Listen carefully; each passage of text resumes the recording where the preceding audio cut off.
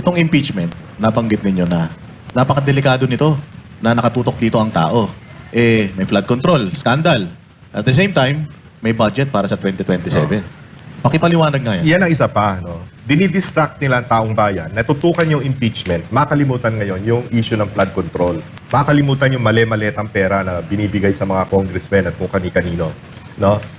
So, natapagtatakpan. Ngayon lang, di ba? Nakalimutan na yung Blue Ribbon naman, hawak nila ngayon. Ayaw naman imbestigahan ng Blue Ribbon yung tawagin yung maimbestigahan ng Blue Ribbon yung tawagin yung Move on na daw. Move on na daw sa ex-Marines, flood control. Yun ang sabi, move on na sa flood control. Tapos, ang mas nakakatakot dito, next year, ang budget, ang panukalang budget, 7.2 trillion.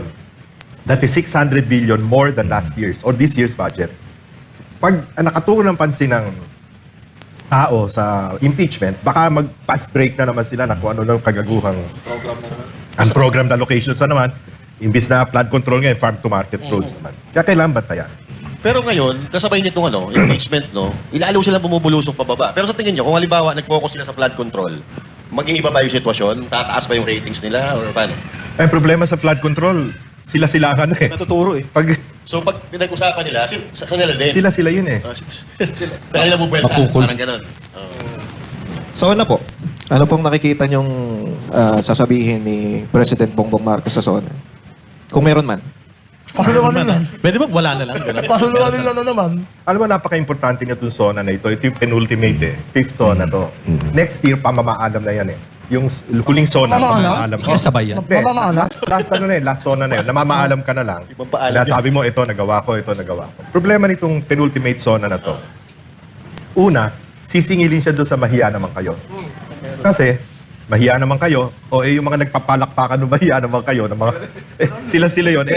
Sino napakulong mo? Eh baka Sa taon bago na ngayon, nagdaan? Sir Lito, baka mahiya na ako. Ganun na Ayun na nga. sasabihin niya. Mahirap eh. Pangalawa, wala kang magagawa sa ekonomiya na makapagpapaangat sa ekonomiya between now and 2028. Okay, nandun yung dahil sa gera sa Iran. Pero tingnan mo, yung VAT sa langis, bakit hindi pwedeng bawasan? No?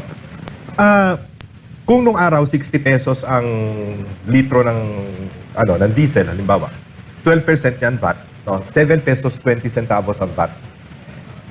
Ngayon, kung halimbawa 80 pesos, magiging 80 times 90 na ngayon. Sir. 90 na ba? 90 times 12%, di nasa 12, mahigit 13 pesos ang nadagdag sa buwis. Yun yung tinatawag na windfall profit.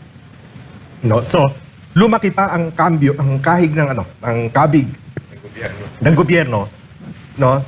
Dahil tumataas ang presyo, dahil yung VAT 12% ng 12% eh. Bakit hindi mo mabahagi man lang sa taong bayan yon para maibsa naman ang hirap nila? Eh sa Vietnam, ginawa yon. Sa Thailand, ginawa yon. Sa Taiwan, ginawa yon. Saka may batas na po doon. Hindi ko alam. May excise Hindi tax, nila- di ba? Pinilit kayo ipasa yung excise tax. Hindi nila Hindi naman ginawa. Di ba? Your Honor, Senator, Judge. Robby, kayo po, an honor please. Tumatawag na ako yung tumatawag ng Your Honor. May phobia na. Your Honor, kayo po, ano masasabi ninyo sa panglimang zona ni BBM? Kami sa minority, nagkasundo naman kami na ito, ako, pangalawang beses ko to na hindi naman ako pupunta. So, siguro, maganda dyan yung majority ang matanong ninyo kung anong ine-expect nila. Kasi kami, Bakit hindi Wala. ka pupunta, Sen? wala naman ako ma-expect eh. Pwede ba makikain? Gusto ko diretso. Ayaw niyong pumorma doon. Sayang naman yung nakabarong na. 20 million na naman ng pagkain. Oo, sanay na ako pumorma kahit wala akong itsura. Okay lang. Ano pa ako, Hen? Kaya naman, Porma, pero wala yung tura. agree ako doon. Sir, Gusto ha? Like, gusto ha? Malamang ipagmamalaki yung UMIC, yung upper middle income class status natin. Kung basta nag-graduate tayo sa middle income status, the upper middle income. Pero nakalulungkot doon, una, it took Vietnam 16 years to get to UMIC, yung upper middle income. Tayo, it took us 50 years bago mag-UMIC, maka-upper middle income. Ang Vietnam, ang per capita net income ngayon, lumalabas sa $4,950, almost $5,000. Tayo, $4,820. Mas mababa tayo. And yet, tandaan natin, 50 taon na nakikipag-away ang Vietnam, giyera against France and Amerika. Amerika. Tinalo nilang pareho yan. Sirang-sira ang Vietnam. Pero ngayon, nilamangan na tayo ng Vietnam. Ano pagmamalaki mo doon? No? Pangalawa, dapat nakayumik na tayo, nakaangat na tayo kung hindi nagka-COVID. Nung panahon ni Pangulong Duterte. Isa pang problema dyan, hindi yun ang batayan ng umaasensong ekonomiya. Ang problema, iilan lang ang mayaman dito sa atin at napakarami ng mahirap. 52% consider themselves poor, no, in this country. So, yung sinasabi nga ni Sen. Robin kanina, yung dapat pantay-pantay. Hindi man natin magawa yung pantay-pantay lahat. At least naman, yung talagang mahirap, umangat naman to middle class. Ang nangyayari sa atin, yung middle class nagiging mahirap dahil sa taas ng presyo. Ang inflation natin is the highest in Asia. No? So, hindi ko maintindihan kung anong klase ng economic policies meron itong ating pamahalaan. Kaya nga, ang summary ko dyan sa economic policies natin, overspending. No? Ang ating budget taas ng taas taon-taon. 7.2 trillion this year. Last year, 6.6 trillion. Overspending. Tapos overtaxing. Lahat ng binibili natin may tax eh. VAT lahat yan eh. Di ba? At patong-patong na VAT yan. Nagkakascade yan. Pangatlo, overborrowing. Utang tayo ng utang. Ang utang natin as of May, 18.55 trillion. Kaya Pangulong Duterte, tumaas lang ang ating utang dahil sa COVID. Kasi lockdown tayo ng 2 taon eh. Maganda na ang ratio natin nun eh. No, bumababa na yung debt to GDP ratio natin. So, overspending, overtaxing, overborrowing. Pero ang masakit, kaya overborrowing, overtaxing, overspending, kasi overstealing. Sobrang nakaw. Kaya sobrang gastos, sobrang buwis, sobrang utang dahil sobrang nakaw.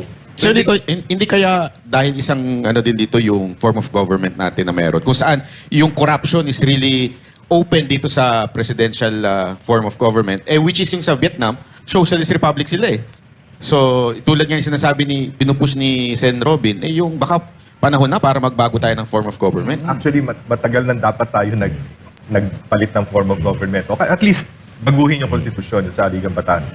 Ang problema, too late na in the day ngayon. Patapos na eh. Dapat, halimbawa, si Inday Sara, maging presidente sa 2028, dapat yan ang unang zona niya, hingin na niya yan. Kung ma-impeach siya, Ano na? may ikaw at ikaw ang maging presidente. Pare ko talaga. Oo. So, isusulong mo ba yung RevGov na yan? Alam naman natin. Ano Kasi ang yan? ganda nung sinabi ng patron natin, yung overspending. Ako matagal ko nang sinabi na dapat isa na lang ang house. Hindi na dapat tayo dalawa. Kasi nakakabagal pa yan eh. Tsaka dito sa Southeast Asia, tayo na lang yata yung ganitong form of government. Dapat mag-parliamentary tayo, isa na lang. Singapore, isa lang. Kita nyo, talagang yun, makakatipid tayo dyan. Di ba lugi tayo nun, Sen? Kasi 300 na magnanakaw na congressman yan. ilan lang kayong senador? 24? Mag-iisa? Hindi ba magkakaroon ng Hindi, sino yung ibig sabihin, congressman? mag-one house na lang tayo. One house na? Oo, one house na lang. Yung sinasabi mo kasi yung butuhan eh. Ayan, Yung oo. tuta. Ako payag na ako matalo. Okay na yun. Basta maging isa lang tayo. Parliamentary tayo. Itong bagay na to. Ito na yung makikita ko na yung overspending masolusyonan natin. Tsaka pagkaayaw natin yung Pangulo, hindi natin kailangan magwala, hindi natin kailangan kung ano-ano, vote of no confidence lang, palitan natin yung Prime Minister, gano'n lang. Kasi ako, sa nakita ko sa 4 na taon ko, ang bagal eh. Sobrang bagal. Isipin mo, may isang batas kayo, pag-uusapan nyo ng napakatagal, aabangan mo yung House. Pag nagkasundo na yung dalawa sa bicameral, dadaling kay Presidente, ibibito. Ang laki na lang ginastos dun. O hindi kagaya ng parliamentary, pagka-party system na tayo, kung ano yung gusto ng Prime Minister, yun ang gagawin natin. Sana maging ganun tayo. Sana dumating ang panahon na pagka nagkatotoo na si Ma'am Inday na ang Presidente, tama yung sinabi ni Patron. Dapat yung kagad eh. Yung kagad. At pag nangyari yun, sana meron na rin. Alam nyo, ganyan naman kasi yung ating 1935 Constitution eh. Ganun naman yun. Meron tayong re-election. Kasi dyan minsan eh, dahil sa walang re-election, yung presidente, mahaba kasi ang 6 na taon sa presidenteng alang silbi. Yan. Diba? Maikli siya pagka Napaka-easy naman para sa magaling na presidente. Sana magkaroon ng re-election. Sir Lito, hindi kaya ipagmalaki ni Marcos Jr. sa SONA itong pagkakulong nila Marcoleta at Jinggoy at yung Conas na yan? Baka sabihin niya na sa SONA niya. Ewan ko, as ang balita, si dating Speaker Martin Romualdez daw kakasuhan. Pero tagal-tagal na sasabihin kakasuhan. Wala naman nangyayari hanggang ngayon Ewan ko. May bulong-bulungan din na sa araw na yun, naarestuhin siya. Para daw ipagmalaki doon sa SONA. Balita, meron din balita na yung mga contractors daw, kung 10 contractors daw, papaaresto. Ano. Pero wala Baka mauna pa si Sen. Robin ang arestuhin nila. Malamang ako. Huwag naman, magiging presidente pa yan. Magiging vice president pa yan. Kasi nauna pa si Marcoleta na nakulong kaysa kay Romualdez. Kay Senator Robin. Kasi nung kailan ba yun? Itong linggo na to, nagsalita ka tungkol doon sa ombudsman. Sinabi ng ombudsman na parang hindi mo yata sila nire-respeto, hindi ka sumasagot. Naayos na po yun. Oo, so umano ka medyo napigil yung pagsasalita Hindi mo. ko nga maintindihan Ako, kasi may kinalaman pa rin sa impeachment court yun. Kasi napakahalaga ang integrity ng judge, di ba? Pagka ganun, ang lumalabas hindi ka sumusunod sa batas, ano karapatan mong maging huwes hindi ka nga sumusunod sa batas? Kaya po, nagsalita ako doon, nagmanifest ako. Hindi yun irrelevant, katulad ng sinasabi. Opo, yun po ang hindi ko rin maintindihan kay kasamang Senator Bindalo, Erwin. si Bindalo yan. Opo, bakit nga nasabi yun? Pero siyempre, dapat nating respetuhin ang bawat opinion ng bawat isa. Gusto niya, dali na lang daw sa session. O sa Lunes session na. So pag-uusapan namin yan. Ang magandang balita naman po dyan, nagkaintindihan na po kami ng ombudsman at nandun na po sa kanila. At sinabi po nila na nandun na. Merong lumalabas ngayon na balita, Senator, na si John Vic Rimulya, pinapatugis na raw si Senator Bato de la Rosa. O, alam naman natin, doon nga kayo inuugnay, itinakas nyo daw.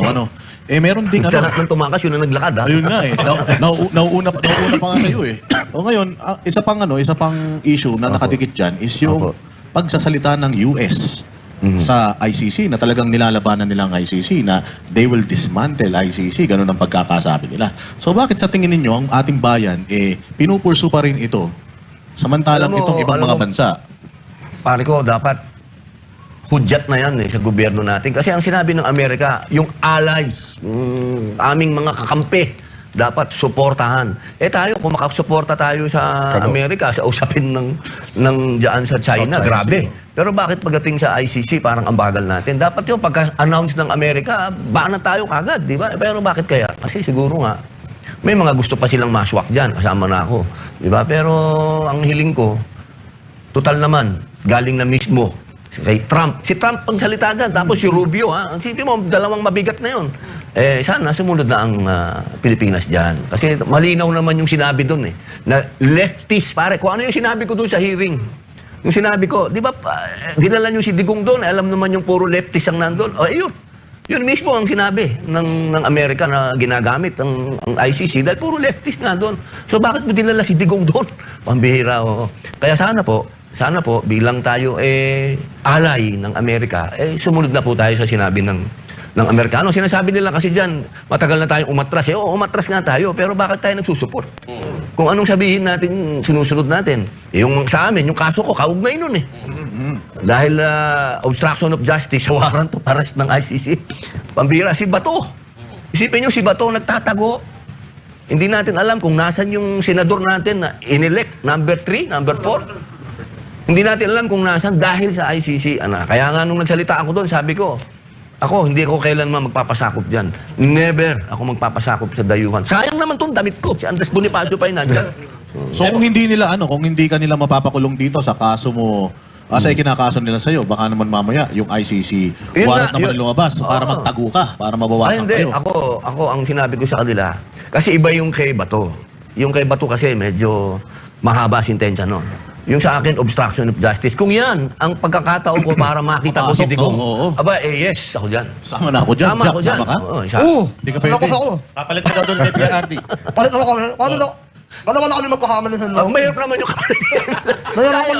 gusto ko mapunta doon kung nandun si PRRD. Pero kung wala na si PRRD, malabo naman yun.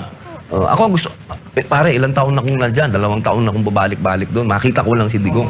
Hindi ako pinapapasok. Pero kung yun ang chance, pare, at mapakita ko sa taong bayan na ito ang injustices dito sa ating bayan. Okay sa akin. Kasama ka, may laya Walang yun, problema, no? tol. Walang problema. Obstruction of justice, ang taon lang yun. Ayos lang. Pwede yun. Oo, may piyansa pa nga yun sa atin, ha? O, O, umamin ka na. Sabi mo, ikaw nagtago kay, kay Senator Robin. Ay, kay Senator Bato. Paano makapunta ka ron? Gusto mo makita si tatay Hindi pa, sir, dito hindi pa ba pwedeng lumabas si Bato? Dahil nagsalita naman ng Amerika na kung sino man ang tanong yan. Hindi pa rin eh. Huhulihin siya.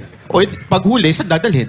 Eh, dapat ngayon, kung susundin nila yung mismong ICC rules, dapat sa husgado muna natin. Oo. Eh, yun nga yung binaliwala nila nung kay Presidente Dugo. Sino po ang huhuli? Si Trillanes po ba? Siya yung Si ano sheriff? Siya yung ano yung parang sheriff. sheriff Hindi, pero sa tingin nyo, kahit sa statement ng Amerika, gagawin pa rin nilang padala si Bato sa ICC? Oo, kaya nila. Baka diretso sa Gagawin Villamor pa rin yan. nila. Kung si Pangulong Duterte nga, binaliwala nila eh. Hindi, kasi wala pang ano nun, wala pang statement ang Amerika nun.